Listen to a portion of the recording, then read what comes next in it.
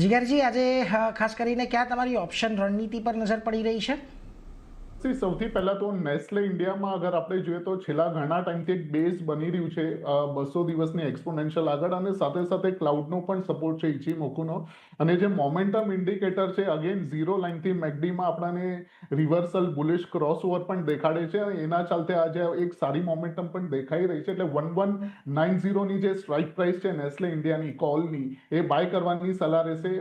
Buying range રહેશે 22 થી 25ના ઝોનમાં મળે તો બાય કરવાની સલાહ છે. સ્ટોપ લોસ 10નો રહેશે અને ટાર્ગેટ 45નો રહેશે. સેકન્ડ છે એલએનટી. એલએનટીમાં વીકલી બેસિસ ઉપર એક મોટો બ્રેકઆઉટ દેખાઈ રહ્યો છે. અરાઉન્ડ લેવલ્સ છે 3800ના નીચે થોડો ટ્રેડિંગ કરે છે, બટ એક્સપેક્ટેડ છે કે નેક્સ્ટ 2 થી 3 દિવસમાં આની અંદર 40 to 50 પોઈન્ટ્સનો પમ્પ જોવા મળી શકે છે. એટલે જે એલએનટીનો કોલ છે 3800નો, એ બાય કરવાની સલાહ રહેશે. બાઇંગ રેન્જ રહેશે 43 થી 40ની, SL20નો અને ટાર્ગેટ 80નો. એટલે જુઓ, અહીંયાથી ખાસ કરીને નેસ્લે અને એલએનટી આ બંને પર એક બુલિશ વ્યૂ છે, અને એ જ રીતે તમે અહીંયાથી ઓપ્શન રણનીતિ પણ અપનાવો. નેસ્લેમાં 1190નો કોલ ઓપ્શન ખરીદો, 10 રૂપિયાનો સ્ટોપ લોસ, 45નો ટાર્ગેટ, એક સારી તેજી અહીંયા બનશે.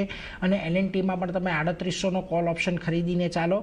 20 રૂપિયાનો સ્ટોપ લોસ અને 80 રૂપિયાના ટાર્ગેટ માટે તમે અહીંયાથી ખાસ કરીને ધ્યાનમાં રાખી શકો છો. એટલે નેસ્લે અને એલએનટી આ બંને પર એક ફોકસ રાખવાનું. પરંતુ આજના દિવસે